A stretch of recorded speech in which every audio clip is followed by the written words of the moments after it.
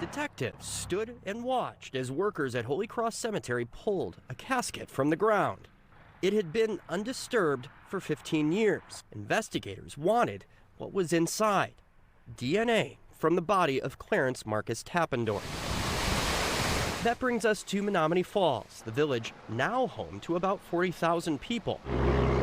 In the 60s, the population was growing, and so were businesses. It's a local union hall now, but in 1966, this building was Kenworth Manufacturing. It's where 19-year-old Diane Olkowitz worked. On November 3rd, 1966, she was found stabbed more than 100 times, her clothes disheveled. It was Menomonee Falls' first homicide, but the case went cold.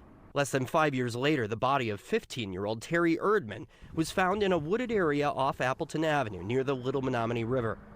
She was nude from the waist down, bound with twine, and stabbed around 60 times. That case, too, went cold. But that changed in 2001. Court filings say male DNA was found on Diane Olkowitz's undergarments. Then, in 2011, male DNA was found on Terry Erdman. And in 2021, the state crime lab said they were a match. Investigators went back to the Olkowitz case and found a name: Clarence Tappendorf, a truck driver. Court documents say he made deliveries to Kenworth in the days before Olkowitz was killed. Tappendorf died in 2008 and was buried at Holy Cross Cemetery. This spring, Tappendorf's son provided a DNA swab to investigators.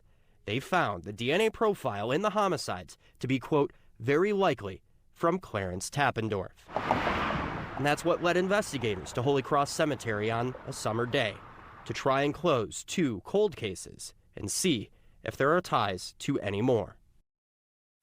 Now, the Menomonee Falls Police Department, the FBI, the state DOJ, as well as Milwaukee Police, are going to be holding a press conference next week to discuss these cases. We've reached out to Tappendorf's family as well as Erdman's brother, and we haven't heard back, and the Olkowitz family isn't commenting right now at this time. Bill, it's been a really long time. We're talking late 60s, 1971. Why did it take so long to get to some answers here?